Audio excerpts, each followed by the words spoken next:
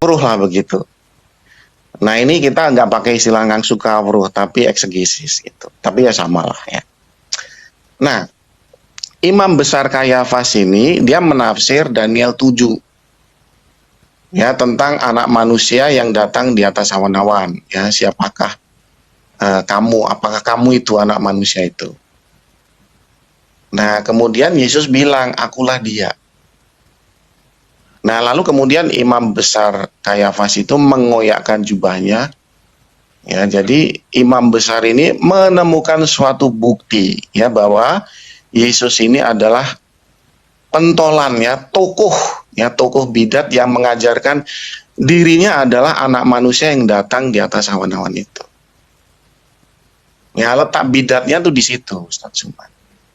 Tapi fakta di dalam kitab yang Anda pegang sendiri, kalau itu dikatakan sebagai dasar pijakan, ya kalau nggak punya dasar pijakan ya nggak mungkin disalib. Oh enggak, penyaliban terhadap Yesus itu karena adanya keadaan yang membuat para rabi dan imam itu iri terhadap Betul, Yesus. tetapi kan begini, iri dan apa-apa kalau tidak ada bukti, ya bukti bahwa Yesus itu bidat, mengajarkan yang menyimpang, ya iri tinggal iri, ya sakit hati tinggal sakit hati, ya seperti embun yang menguap di pagi hari. Ya nggak punya dampak apapun terhadap nasib Yesus. Bukan gitu bang, bukan gitu. Kalau kita melihat, jadi gini bang, sebenarnya tidak ada di dalam data yang bisa saudara sajikan bahwa orang-orang Yahudi menganggap Yesus itu bidat dari aspek keagamaan, nggak ada. Justru kalau nggak bidat dia nggak bisa disalib, bro. Oh bukan, justru penyaliban itu dikarenakan unsur politik. Karena fulus, bukan karena keagamaan, bukan karena kitab suci. Ada debatnya itu, debat tentang itu Daniel 7. Ya, tidak ada hubungannya dengan itu. Ada. Justru kalau kita melihat di dalam kitab dari situ Yesus dinyatakan terbukti bersalah. Oh enggak, tidak ada yang membuktikan Yesus salah. Coba Anda tunjukkan di mana Yesus ada yang bisa membuktikan Yesus itu bersalah. Bersalahnya di dalam tafsiran itu loh, anak manusia yang datang di atas awan-awan. Oh enggak. Ini muncul dari gereja. Kalau kita melihat, memang ada debatnya itu antara Imam Kayafas sama Yesus ada. Iya, belum penyaliban. Betul. Imam yang Anda maksud itu kan posisi beliau pada saat itu sebagai imam besar. Iya kan? Kayafas ini sebagai imam besar. Lalu kemudian dia sendiri yang menerjemahkan tentang kitabnya orang Yahudi yang adalah Daniel yang Anda maksud. Lalu kemudian beliau bernubuat. Padahal bukan itu alasannya. Itu disebabkan karena apa? Adanya kisru sebelumnya. Coba Anda baca di dalam Yohanes 11 itu. Ketika kemudian orang banyak, dalam hal ini orang Yahudi, datang kemudian ke tempat Maria, di mana beliau yang banyak ini menyaksikan apa yang telah dibuat oleh Yesus. Banyak orang yang percaya kepada Yesus. Lalu di antara mereka ada yang melapor kepada orang Farisi menceritakan kejadian apa yang mereka lihat setelah mereka melawat Maria. Lalu imam-imam kepala, orang-orang Farisi memanggil mahkamah. Berkumpul mereka bang. Lalu mereka bersepakat apa ini yang harus kita perbuat. Sebab orang itu banyak melakukan mujizat. Tidak ada kaitannya dengan dia Tuhan jadi atau ini apapun. Ustaz cuma saya kan juga mau pergi, jadi nggak usah panjang lebar ya. Ini jadi, dalil bung, ini dalil. Yang penting saya udah jelaskan di sini ya. TKP-nya ada, ya tema diskusinya ada. Jadi tuduhan Yesus sebagai bidat itu di mana ya di situ. Ya tentang anak manusia di atas awan-awan itu. Boleh ndak Anda tunjukkan dalilnya? Ya. Udah, kamu cari sendiri nanti ya, baca sendiri. Saya mau pergi. Parah. Ya. Nggak ada itu semua itu, bisa dibaca. Penyaliban Yesus itu murni karena politik. Stop ya, stop. Saya nggak ada banyak waktu. Oke, lanjut Pak Endi. Itu terkait dengan gini, kamu punya pendapat, saya nggak melawan ya. Saya sudah jelaskan. Saya berdasarkan Bible. Yesus disalib itu. Gini Pak Zuma, saya nggak ada waktu banyak gitu. Ya Anda mau dengar mau tidak silakan aja turun. Yang pasti penyaliban terhadap Yesus itu tidak ada unsur agama di dalamnya. Saya Nggak ada disuruh turun unsur- ya Pak India. Tidak ada unsur keagamaan terhadap penyaliban Tuhan Yesus dipanggil itu. Pak Jody. Saya permisi dulu. Itu unsur politik. Makanya Anda mengaku bidat karena memang Tuhan Anda itu korban politik. Gitu loh Bang Jody. Betul. Iya. Jadi kalau kita bicara Kristen, Kristen ini ada orang yang mengaku sebagai anak majikan, minta warisan. Jadi Kristen itu berdiri karena adanya pergolakan politik di tengah-tengah Bani Israel pada saat itu. Maka muncullah Yang Yesus jelas saya udah disalib. jelaskan semuanya loh ya. Tapi Anda Iya. nggak bisa memberikan data Bang Jody. Ada, udah gampang itu. Ya, cuman saya nggak ada waktu aja. Oke, Iya, makasih Pak Jody Oke, udah clear ya. melaksanakan tugasnya. Iya, Oke, thank you Pak India. Silakan Tapi lanjut. kalau menurut saya ini, entar dulu Bang Jody. Bang Jody lebih jujur daripada Kristen yang lain. Oh, bukan masalah jujur, kan itu kan semuanya tertulis. Ya. Jadi Maksud kalau saya saya ada ini, Bang waktu, Jody. Keterangan Pak Dodi tadi itu nggak sah. Maksudnya gini Bang Jody, kejujuran Anda itu berhasil tadi dibongkar oleh Bang Juma bahwa ya memang Kristen ini bidat menurut Yahudi dan Anda mengakui itu bidat, tapi bidat Anda bertumbuh kembang jadi happy di sana kan gitu. Ini Dan Gini loh, terbongkar kan juga. di kisah Ini para asumsi rasul, kebenaran. Kalau kita di perhatikan, kisah para Bentar dulu rasul dong. itu ditulis Kristen itu disebut sekte jalan Tuhan. Iya. Artinya apa? Ya kan? Terbukti juga pada siang hari ini bahwa selama ini Bang Juma mengatakan bahwa Kristen itu sumbernya bukan dari sana, tapi sumber dari Kristen Loh, itu kalau bersumber sumbernya kan tuh saya tadi bilang. Ah, ah. Jadi bidat itu justru misalnya gini ya, agama Hindu Hindu bisa nggak disebut bidat Judaism? Nggak bisa. Dia nggak nyambung. Karena apa? Hindu tidak bersumber dari Judaism. Makanya tidak bisa disebut bidat. Kalau gitu Justru- diputuskan Bang Jody, Kristen itu sumbernya dari mana sih? Yahudi bidat. Ya kalau bidat sumber Yahudi. asalnya ya dari Judaism itu. Nah, itu dia.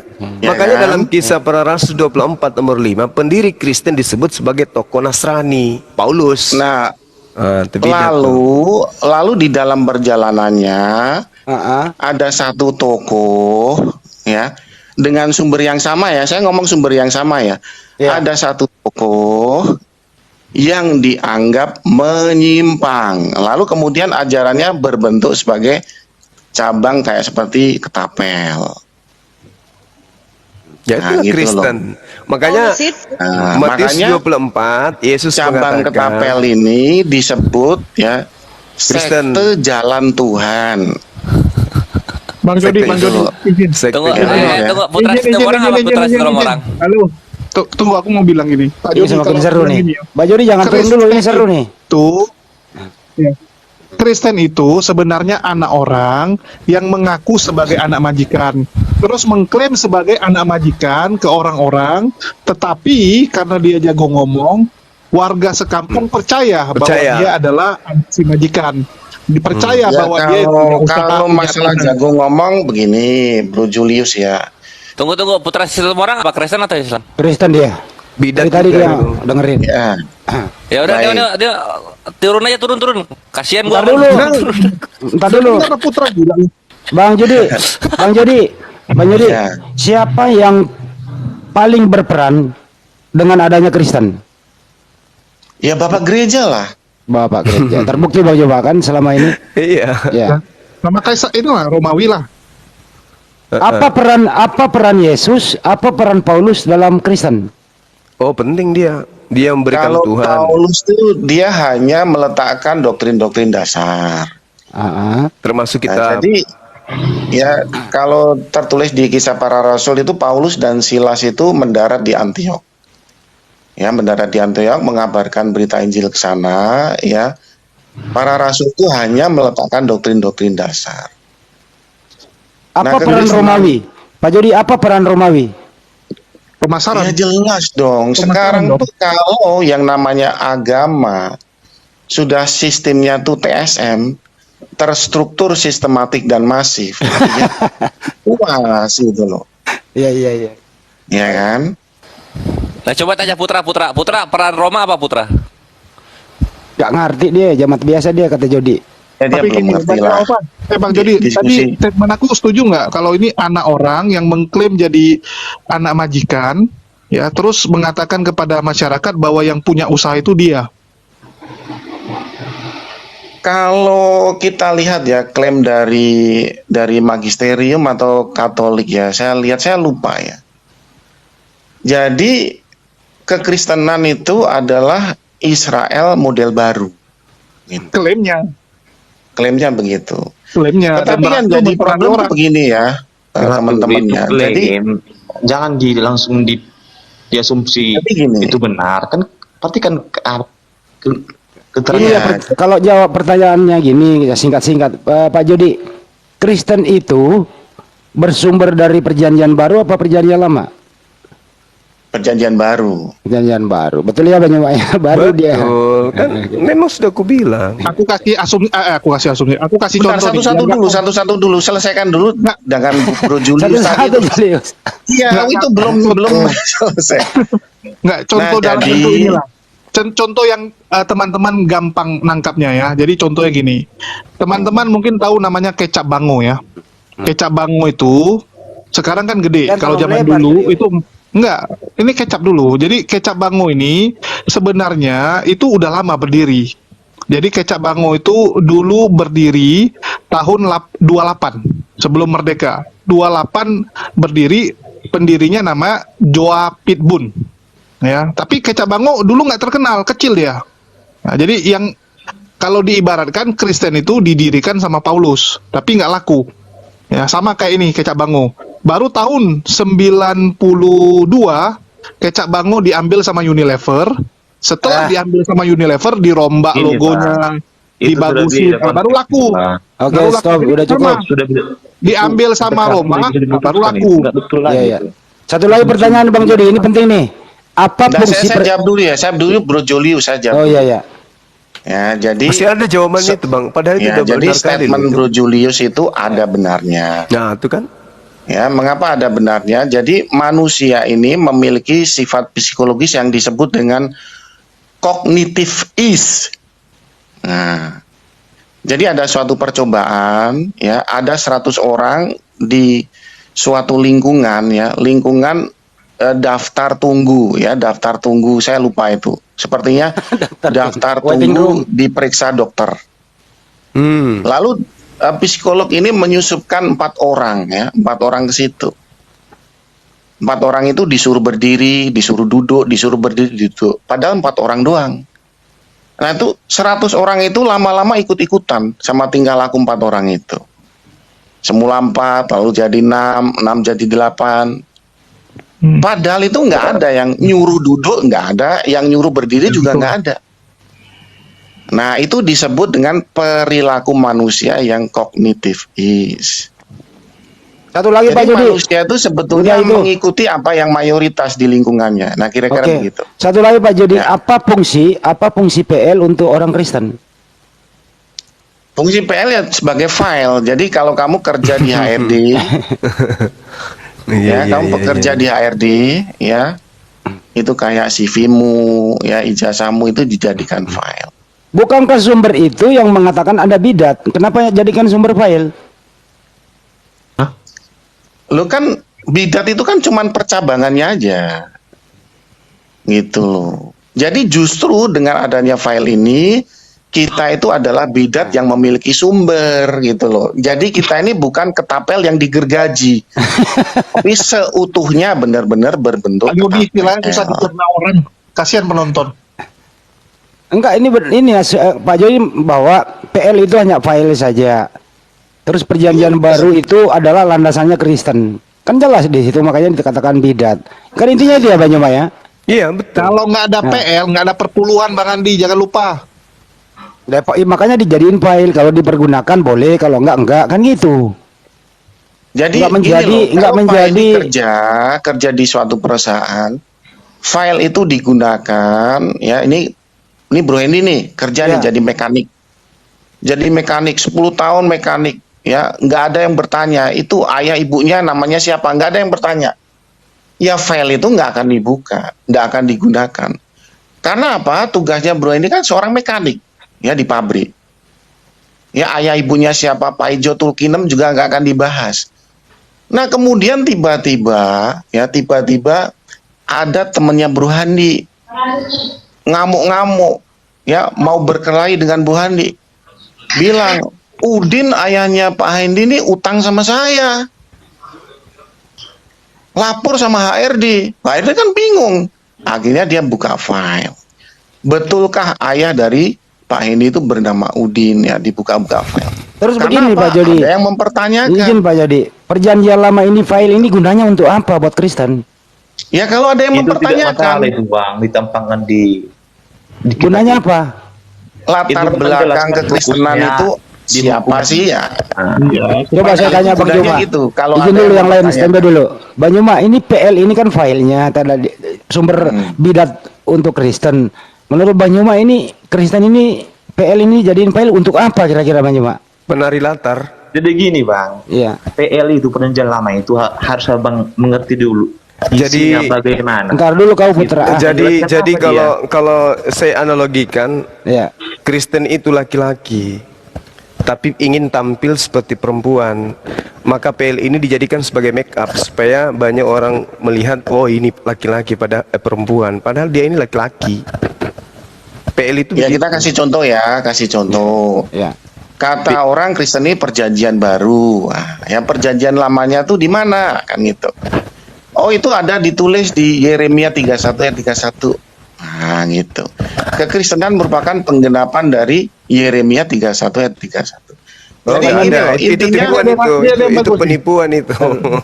Itu kayak Intinya- analogi yang benar, Bang Handi, jangan didengarkan orang ini.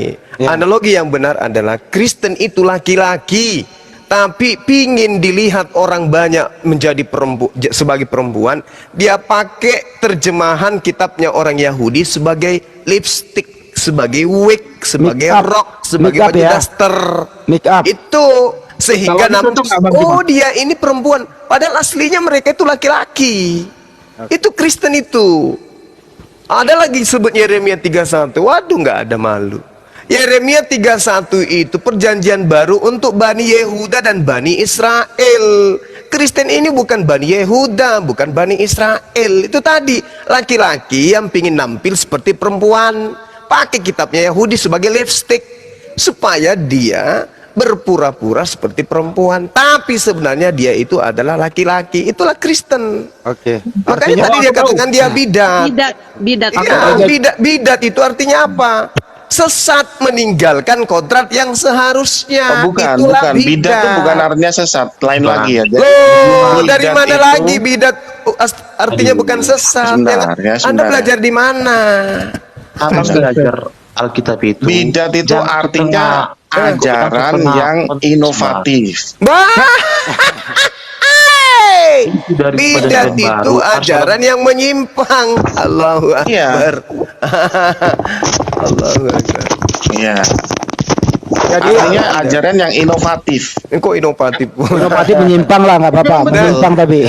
Pemaknaan bidat aja ada. mengenai inovatif itu bisa menyimpang, Bang, bisa ajaran baru. Bang, itu. bidat itu kalau Anda belajar bahasa Yunani itu artinya perbedaan. Perbedaan dari aspek pendapat, kemudian iman, itu bidat. Perbedaan, Dia ya. bukan inovasi. Perbedaan artinya sesuatu yang diada-adakan berbeda dengan aslinya. Itu namanya bidat. Gitu Bang Jody. Aduh, masih kayak dulu Bang Jody nih. Jadi gini, ini sama kayak ini, kayak si Kores, dia sengaja namanya diubah jadi Kelvin Riyadi, supaya dikira orang dia keluarga Riyadi, untuk nyamar.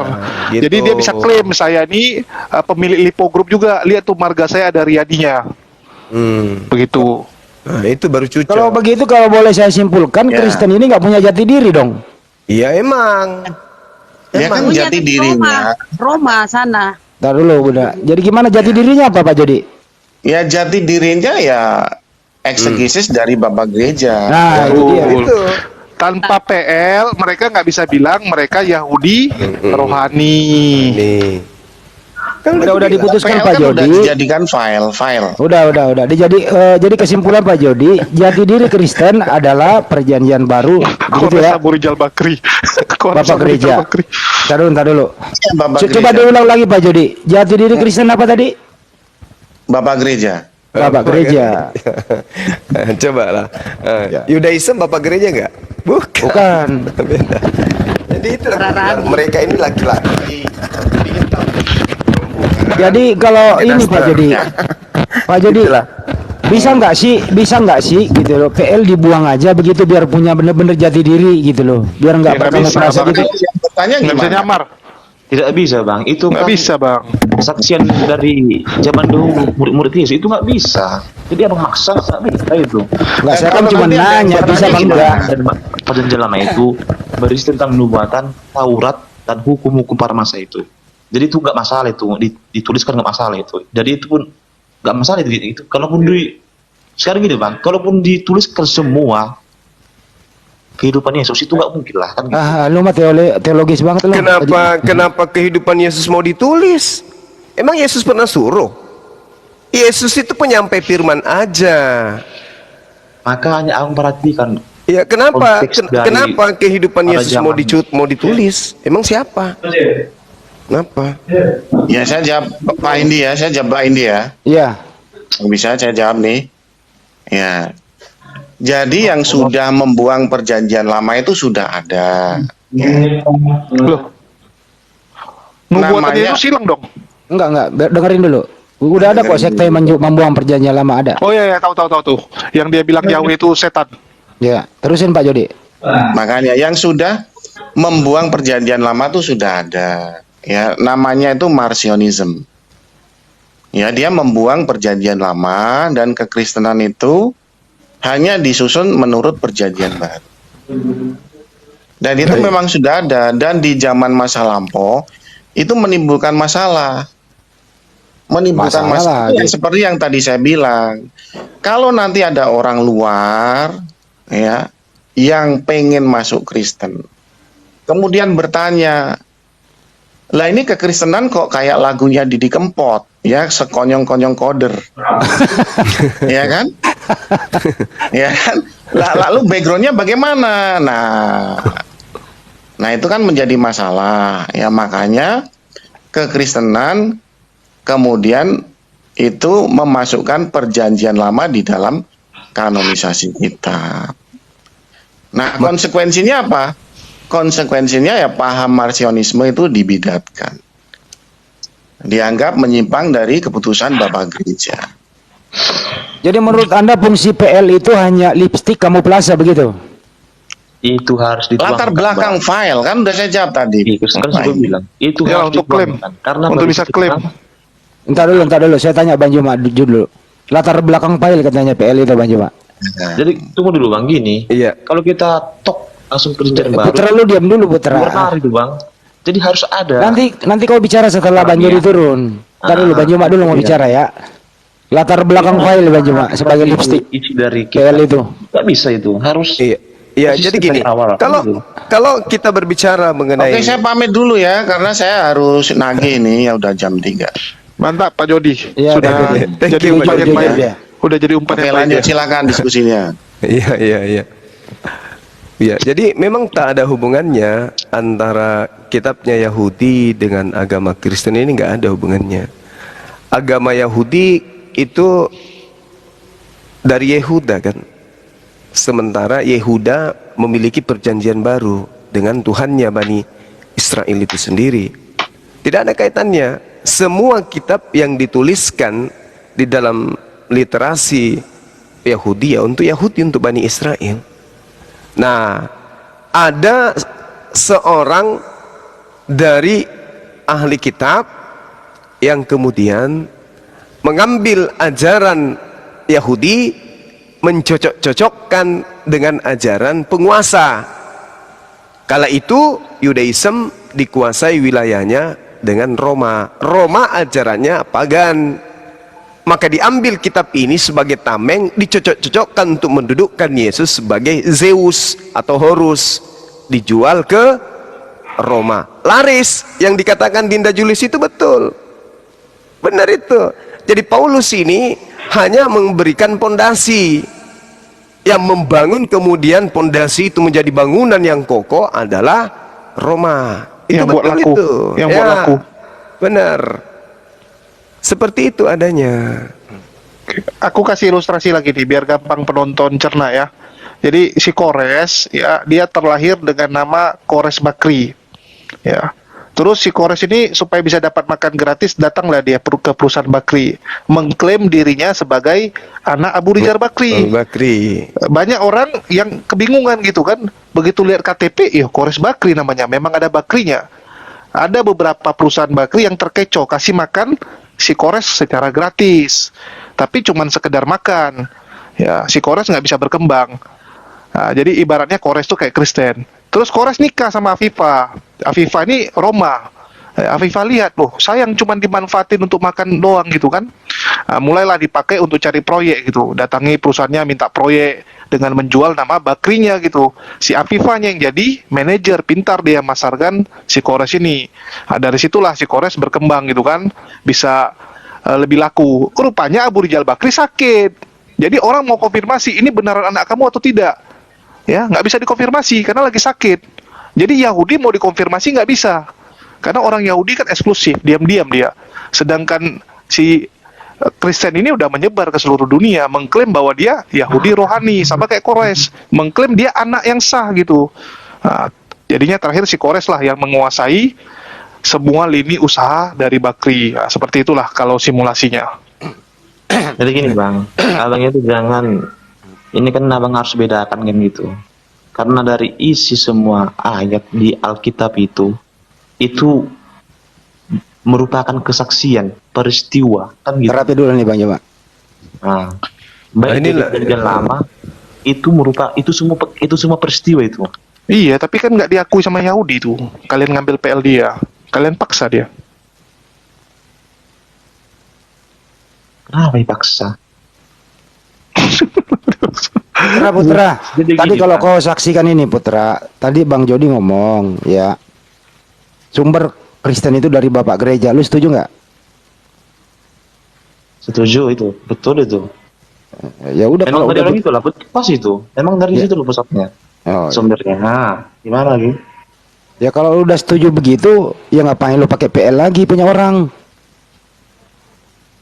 Gini bang, itu harus dibuat itu bang, harus dituliskan itu. Iya, nggak ada bapak Kalau mamanya nanti cuma kok. dibuat, kalau Nggak ada toh bapak cuma mamanya Bang dituliskan Andi. Nanti perjanjian ditanya baru, siapa bapak mamanya, nggak ada kan? maksudnya? Ya kalau PL dibuang, orang Kristen nggak ada sumbernya gitu, nggak ada akarnya tadi. Ah, itu lebih banyak bang kitab kita bang. Iya. Kita bang. Jadi kalau kitab kami itu dijelaskan dari kedatangannya, sebelum kedatangannya kan gitu, sampai kedatangannya, sampai finishnya itu dijelaskan semua itu. Makanya terdiri dua perjanjian. Perjanjian lama itu menjelaskan tentang kedatangan Sang Mesias atau Tuhan Yesus Kristus, dan berisi Ah, ini tentang halunya di hukum sini Taurat, Bang Joma nih. Ini halunya di sini. sunat. Iya. Ya.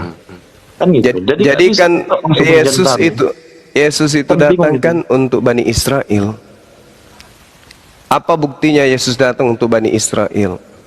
Di kitab saudara dijelaskan Yohanes 12:48, barang siapa yang menolak aku, dia sudah ada hakimnya, itu firman yang aku katakan kepadamu, firman itulah yang akan menjadi hakimnya di akhir zaman. Berarti cakupan daripada penghakiman Yesus ketika ia datang untuk yang kedua kalinya adalah firman-Nya. Sementara semua firman yang Yesus sampaikan pada saat itu hanya berlaku kepada Bani Israel. Tidak ada kemudian firman disampaikan keluar dari mulutnya itu untuk non-Israel, tidak ada. Terkecuali tulisan-tulisan yang muncul kemudian dihasilkan dari hasil penyelidikan dan penambahan yang ada di dalam kitab saudara. Contoh surah Paulus, itu semua bukan ucapan Yesus. Markus, siapa lagi, Lukas, itu bukan ucapan Yesus itu, tapi mereka menuliskan berdasarkan hasil penyelidikan mereka dari kesaksian-kesaksian orang, bukan dari saksi-saksi, tapi dari kesaksian-kesaksian orang, pernyataan-pernyataan orang yang mereka kumpulkan. Nah, sementara Yesus nanti datang kedua kalinya menghakimi berdasarkan firman yang pernah ia sampaikan kepada Bani Israel, bukan yang disampaikan ke Lukas, Markus, Matius, Yohanes, Paulus, bukan. Sementara Kristen hari ini berdiri di atas kitab-kitab yang saya sebutkan tadi, sedangkan Yesus tidak mengenal kitab itu. pernyataan-pernyataan yang ada di dalam kitab itu Yesus tidak memberikan legitimasi. Namun kemudian Yesus sebagai utusan tentu menyatakan firman yang diterima dari Sang Tuhan untuk ia sampaikan kemana dia diutus. Yesus diutus kepada siapa? Orang Roma? Bukan. Diutus kepada Bani Israel. Maka kalau firman yang diterima Yesus itu dibukukan oleh murid-muridnya, maka kitab itu disebut apa? Firman Allah atau kitab Injil. Injilnya Injil Allah. Kenapa disebut Injil Allah? Karena yang diucapkan Yesus hanya perkataan Allah. Aku tidak berkata-kata dari diriku sendiri. Apa yang aku katakan adalah apa yang diperintahkan untuk aku katakan dan aku sampaikan. Maka semua yang disampaikan Yesus itu adalah firman Allah. Kalau dibukukan, maka bukunya disebut kumpulan firman Allah atau kitabullah. Kan begitu. Tapi yang muncul Lukas, Markus, apa ini? Ini apa? Ini apa ini? Diperparah surah Paulus, ini apa? Ucapan Yesus lah yang menjadi patokan hukuman nanti di akhir zaman. Coba Anda lihat di Yohanes 12:48 itu. Barang siapa yang menolak aku, dia sudah ada hakimnya, yaitu firman yang aku katakan kepada mereka. Firman itulah yang kelak akan menjadi hakim di akhir zaman. Nah, berarti ada sebuah pengajaran yang akan menjadi tolak ukur keselamatan Bani Israel, antara yang menerima dia sebagai junjungan dan yang menolak dia sebagai junjungan, yang menerima sebagai kurios dan juga yang tidak menerimanya sebagai kurios. Kristen di luar pagan, gak ada hubungannya. Itu loh. Nah, kebetulan sekali di dalam kitab saudara Markus 4, jelas di situ dia mengatakan, Markus 1 ya, Markus 1 nomor 14, jelas sekali bahwa ketika Yesus datang di sana, Yesus ternyata mengajarkan Injil Allah. Apa maksud Injil Allah ini? Berita gembira dari Allah. Siapa penyampainya? Yesus. Kabar gembira dari Allah yang disimpan di mulut Yesus, di mana yang menyampaikan dan punya hak dan tanggung jawab menyampaikan kepada Bani Israel? Mulutnya Yesus. Maka ketika ada orang yang menyusun firman yang keluar dari mulutnya Yesus itu disebut Injil Allah, bukan Injil Lukas. Injil Lukas itu adalah catatan-catatan yang keluar dari mulut Lukas. Sementara yang menjadi patron, yang menjadi sumber, Yesus. Jika murid menuliskan, maka kitab itu wajib hukumnya disebut sebagai Injil Allah. Nah, Yesus mengatakan itu. Markus 1:14. Sesudah Yesus ditangkap, datanglah Yesus ke Galilea memberitakan Injil Allah. Maksudnya kabar gembira dari Allah. Mana kabar gembira itu? Mana kumpulan kabar gembira yang Yesus sampaikan dari mulutnya itu? Gak ada kan? Berarti Al-Quran mengatakan benar, ahli kitab telah merubah firman Tuhan. Ahli kitab menyembunyikan firman Tuhan. Ini jelas ini. Ini jelas, tolak ukurnya ada. Makanya tadi saudara Jody mengatakan Kristen itu sesat. Sesat dari mana? Dia bidat. Bidat apa? Bidat Yahudi. Kalau dalam agama Islam, Bung, ada yang bidat dari Islam, sesat. Kalau dalam agama Yahudi ada yang bidat, sesat, goyim, Abu Dasarah artinya. Dengan demikian, maka sebenar apapun klaim dari sang bidat, tetap bidat. Makanya Yesus mengatakan di dalam kitab Anda sendiri loh, Matius 24 nomor 11, banyak pengajar palsu, banyak nabi palsu akan muncul dan menyesatkan banyak orang. Siapa nabi-nabi ini? Apa itu nabi?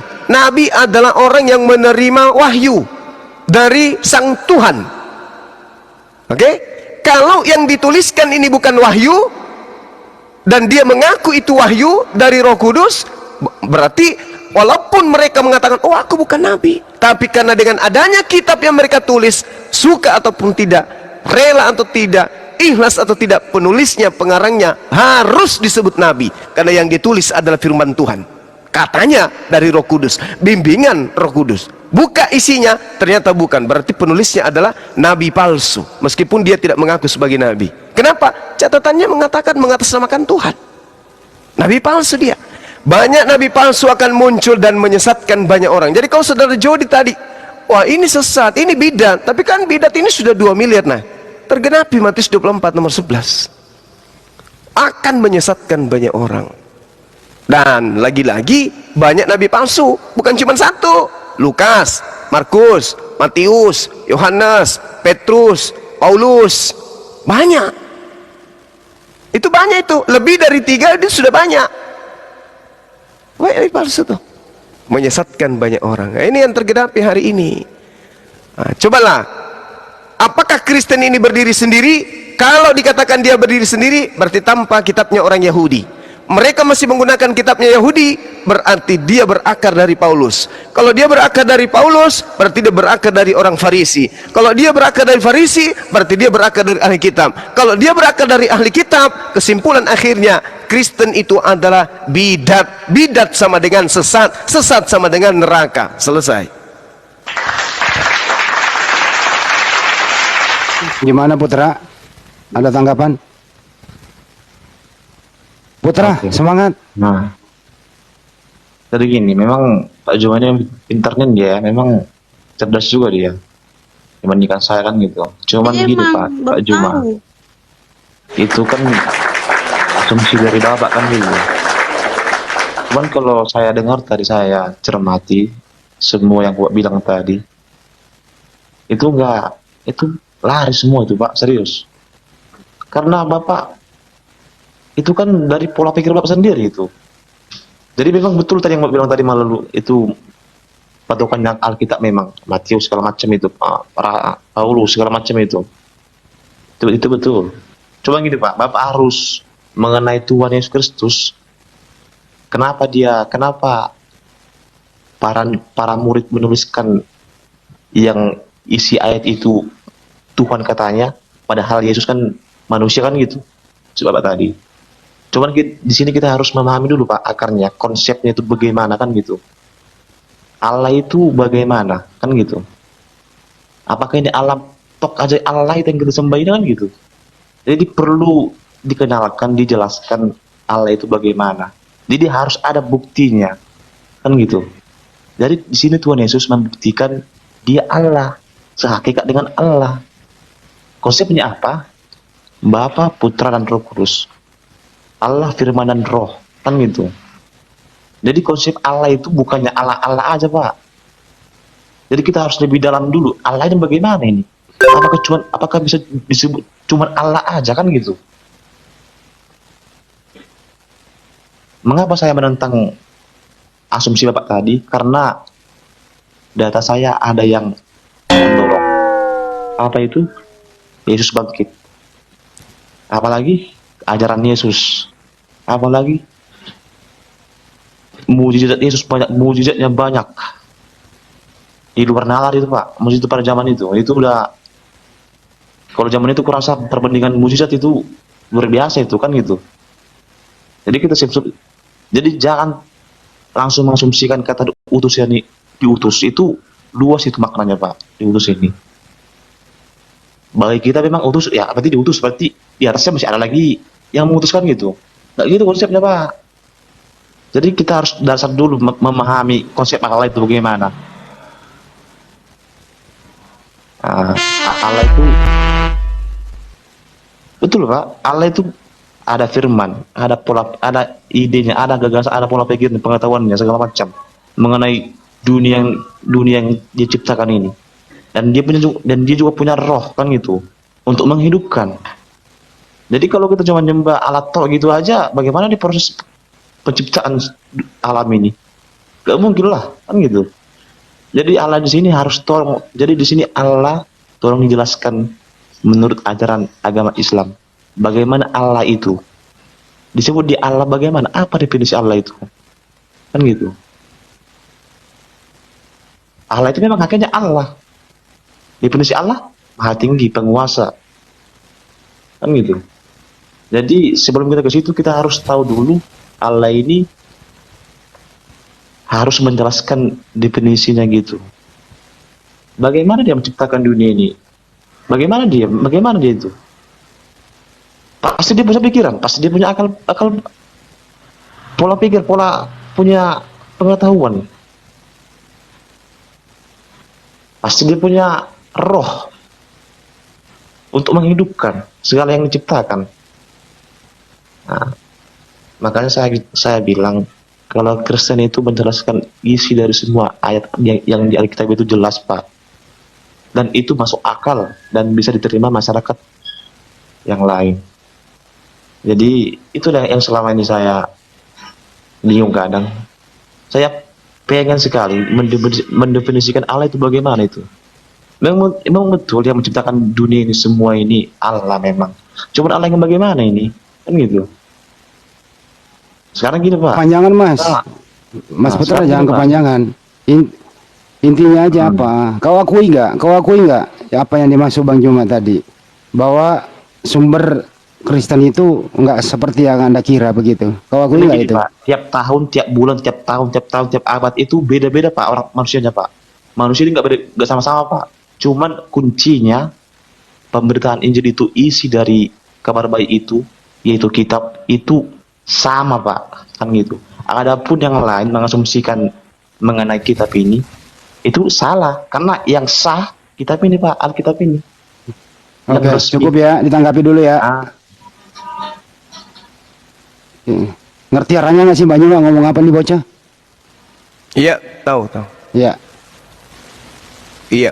Jadi gini, Bung, Saudara Putra, saya terkadang sedih gitu ya, kalau melihat ada teman Kristen yang mencoba untuk berhati-hati menarasikan imannya di depan umat Islam, tidak ingin salah bicara, tidak ingin salah sebut, tetapi tidak ada kebudayaan kemudian yang bersumber dari kitab ataupun dari akal sendiri yang bisa dijadikan sebagai senjata ampuh untuk membantah argumen-argumen yang syarat dengan kebenaran, di mana kebenaran itu justru berasal dari kitab sendiri, kitabnya Kristen sendiri.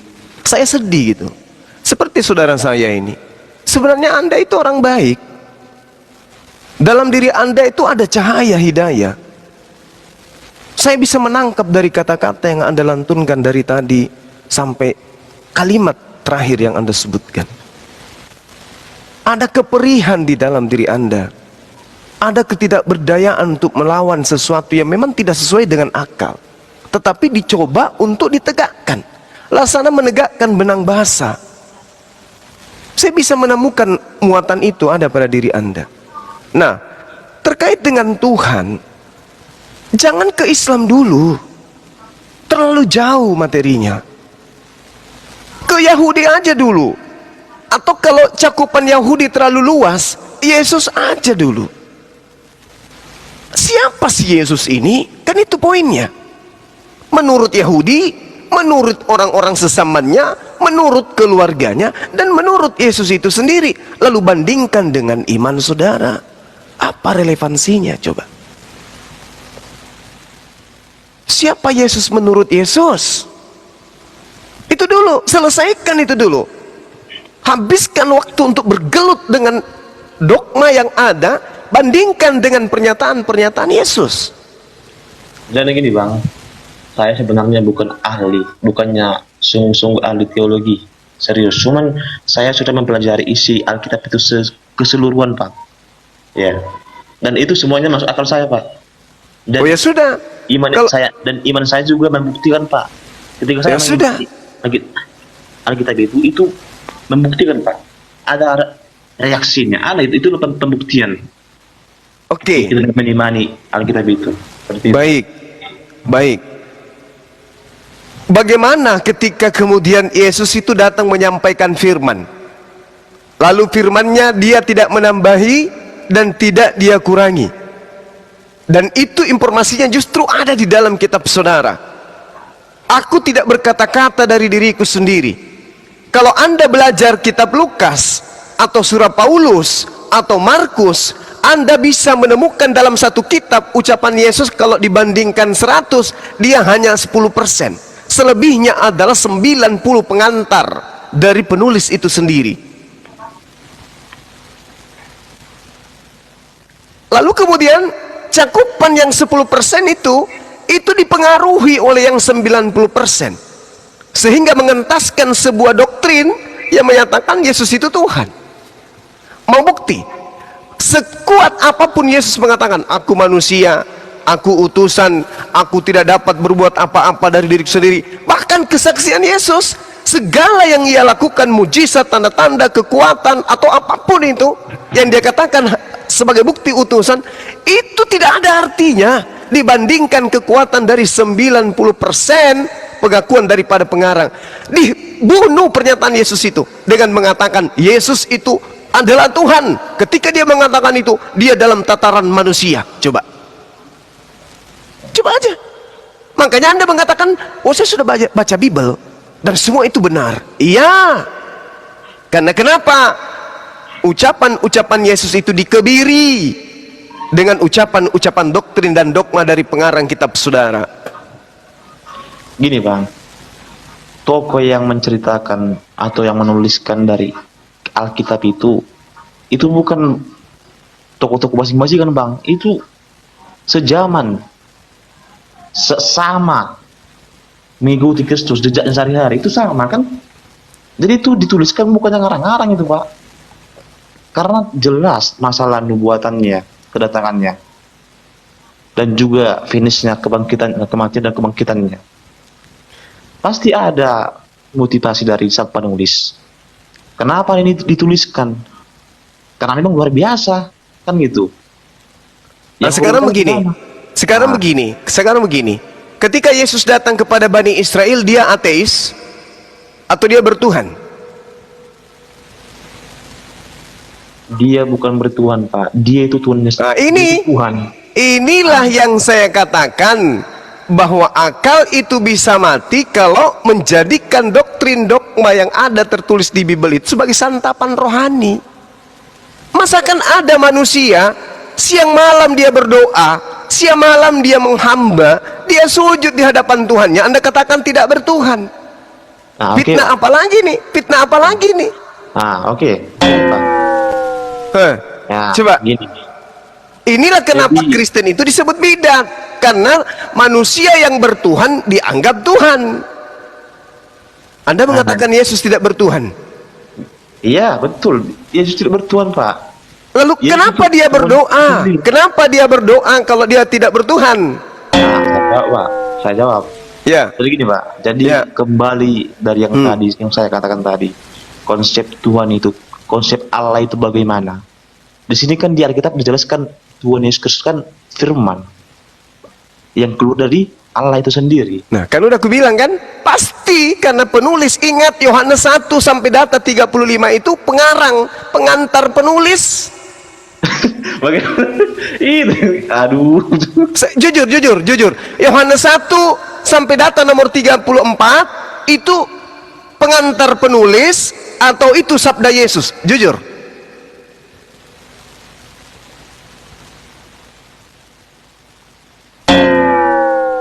Gini pak, sebelum Tuhan Yesus lahir. Nah, itu kan? Nah, Doktrin jadi dogma para kan? penulis- Doktrin dogma yang Anda sajikan, padahal kita mencoba untuk dialog ilmiah. Pertanyaan saya sederhana, pada mulanya adalah firman. Firman itu bersama-sama dengan Theos. Firman itu adalah Theos. Ujung-ujungnya firman itu menjadi manusia. Ini sabda Yesus kah?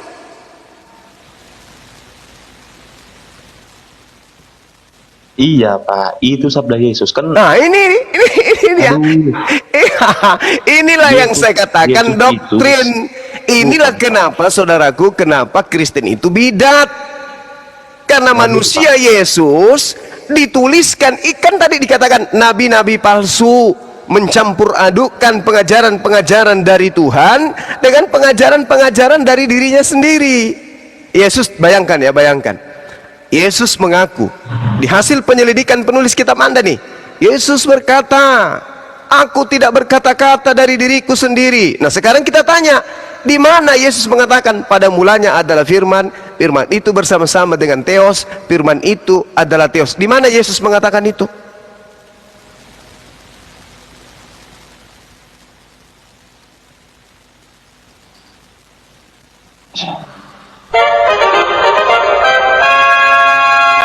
Ini gitu pak ya.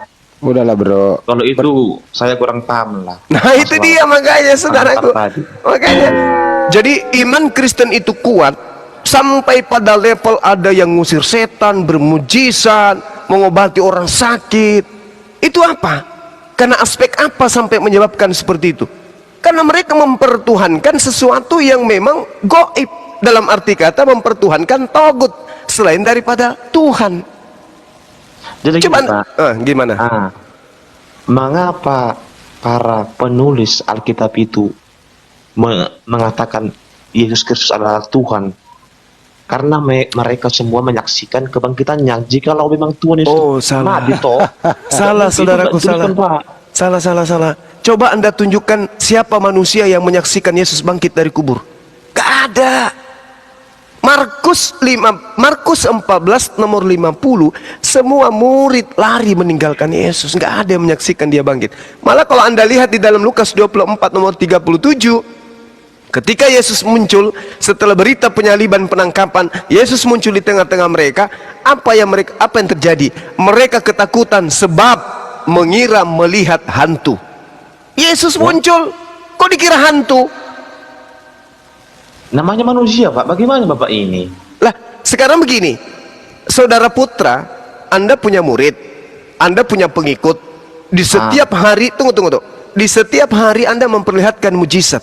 Satu roti Anda buat 5.000 orang makan. Air Anda buat jadi anggur. Apalagi orang mati Anda bangkitkan. Orang buta Anda melekkan matanya. Orang lumpuh Anda buat berjalan. Kira-kira murid Anda itu bangga enggak punya guru kayak Anda? Bangga. Ketika ada yang mengancam, takut enggak murid-murid ini di tengah-tengah Anda? Enggak takut. Kenapa? Guru saya ini dahsyat, orang mati aja dibangkitkan kok. Dahsyat. Ketika sang guru mengatakan, ketika saudara mengatakan, murid-muridku dengarkan ya, aku akan mati di hari Jumat, tapi hari Minggu kau lihat saya akan bangkit. Kira-kira murid-murid Anda yang sudah jatuh cinta melihat mujizat dan kehebatan saudara, menunggu tidak Anda bangkit hari Minggu? Ya harus menunggulah. Nah, menunggu. Nah, sekarang siapa muridnya Yesus yang menunggu hari Minggu dia bangkit? Teu aya. Enggak ada. Enggak ada. Berarti Yesus pernah mengajarkan kalau dia bangkit pada hari ketiga. Ini doktrin cuma muncul di gereja. Kalau ada orang bangkit di hari ketiga di Bani Israel abad pertama, maka Yudaism lah yang mengajarkan Yesus itu bangkit dari kematian.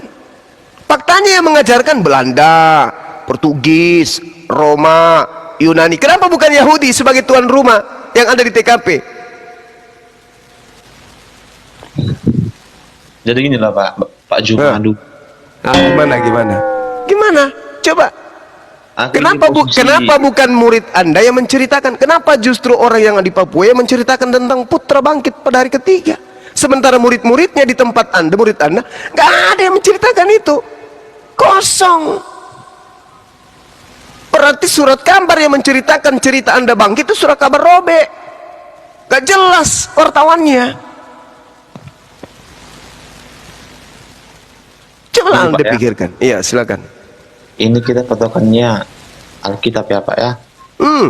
Jadi finishnya para penulis Alkitab itu, mengapa orang itu menulis Alkitab itu? Mengapa harus dituliskan? Mengapa harus diberitakan?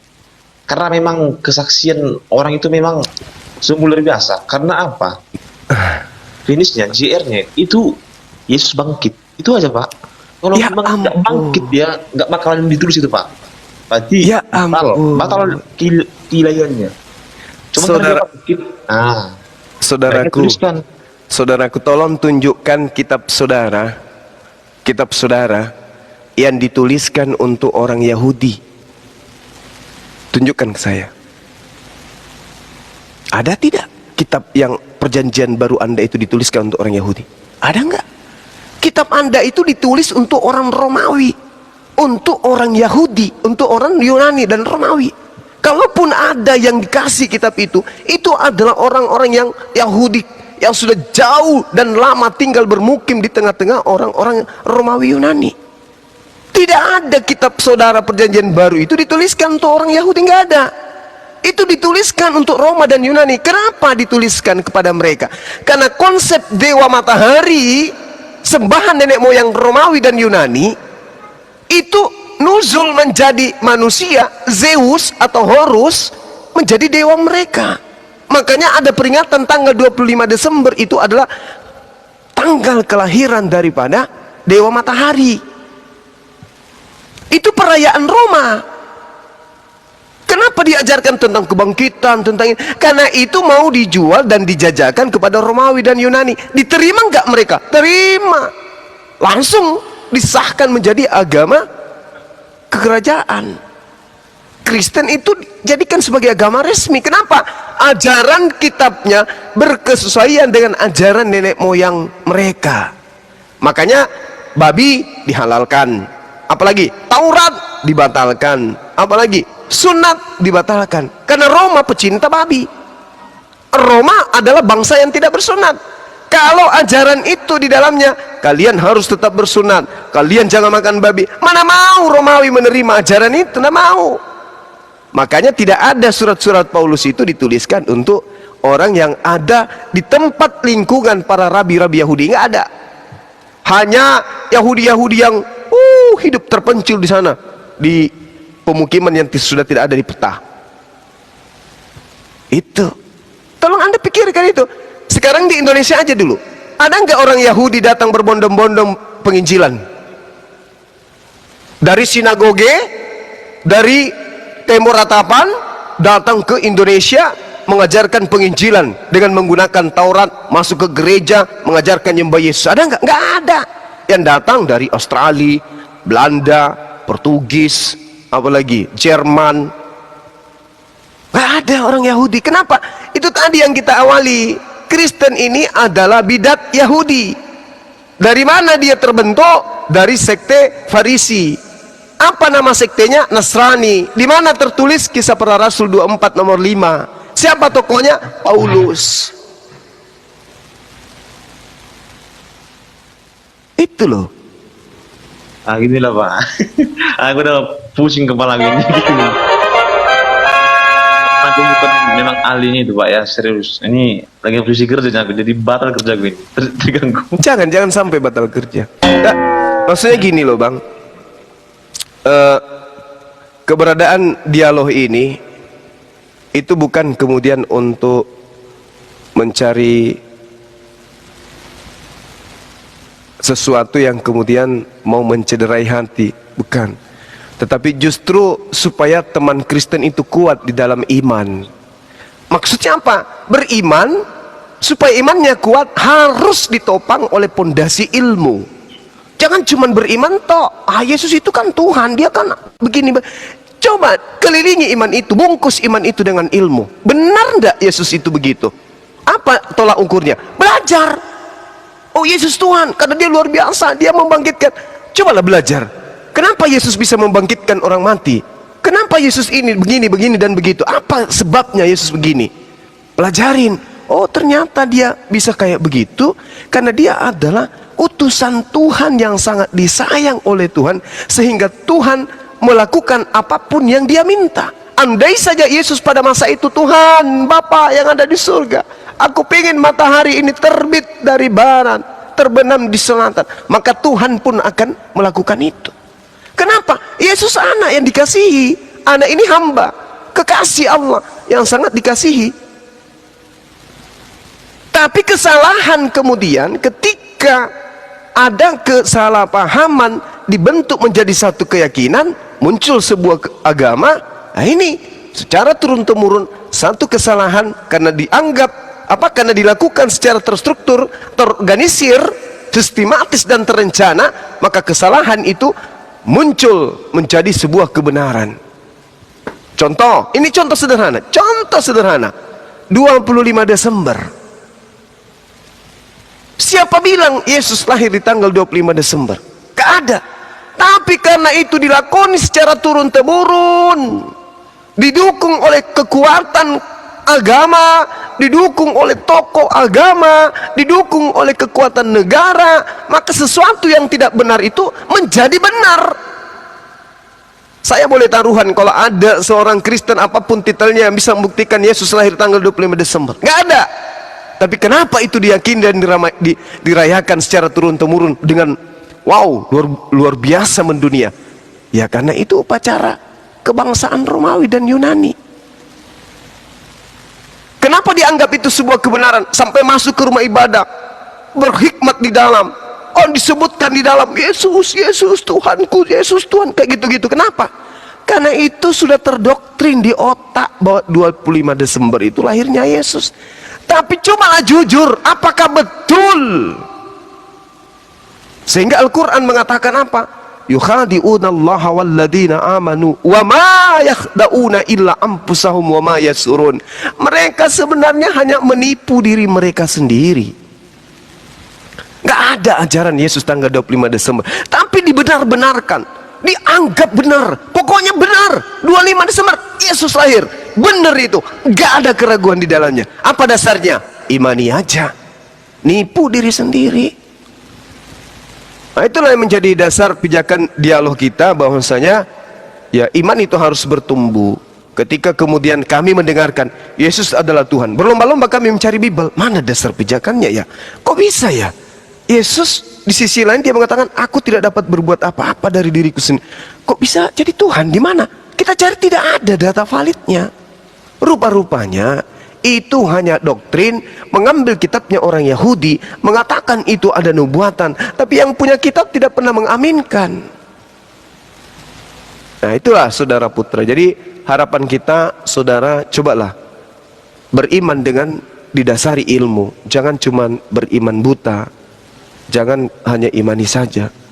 Benarkah Yesus ini adalah Tuhan pencipta langit dan bumi? Kok kami sembah? Cari, mumpung masih ada kesempatan. Silakan.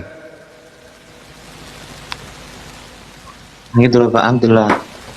Kalau dulu berpikir dulu ini pusing ini. Jangan pusing bang. Jangan pusing bang. Kita diberi akal oleh pencipta kita untuk kita pakai mencari kebenaran itu. Orang buta mata, dia bisa pulang ke rumahnya hanya dengan menggunakan insting dan tongkat. Kita punya mata, kita punya akal. Hewan tidak punya akal. Ketika dia keluar kandang, dia tahu caranya pulang. Kita dari Allah, kita dari Tuhan.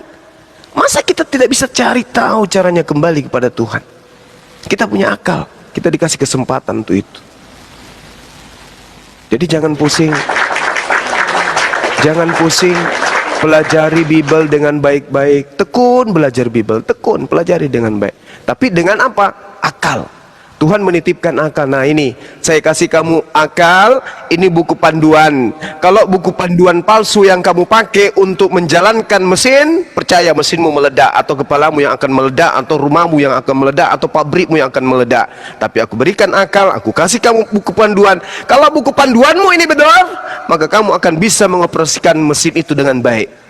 Produksi dan produk yang muncul keluar dari pabrikmu itu akan besar dan membahagiakan kamu. Hasilnya jannah, surga. Tapi kalau pabrik, kamu ada mesin, kamu pakai buku panduan yang palsu, yang harusnya menggunakan bensin, kau pakai minyak kelapa, udah selesai, tunggu kehancuran. Mumpung masih sehat, masih muda, ambil Bible, pelajari dengan baik. Insya Allah ketemu dengan kebenaran. Silakan. Itulah Bang ya. Antara diapakan lain, dipikirkan dulu. Pusing dia. Iya, oke, silakan saudara putra. Nanti rajin-rajin ke tempat kita untuk diskusi. Kami siap 24 jam. Mau tanya tentang Quran, mau tanya tentang Bible, kita sama-sama sharing. Oke? Oke. Thank you saudara putra. Tahu dulu, Oke, putra. Ya Bang. Ini singkat ya. Itu Yesus itu anaknya Bunda Maria. Dia dilahirkan, dia dirawat mulai dari kecil. Dia punya fisik sama seperti kita. Saat-saat dia mulai dewasa, akalnya berfungsi seperti kita, dikasih kelebihan oleh Tuhan, diberi dia ilmu firman untuk mengajarkan kepada orang bahwa kau jangan menuhankan diriku dan jangan menuhankan yang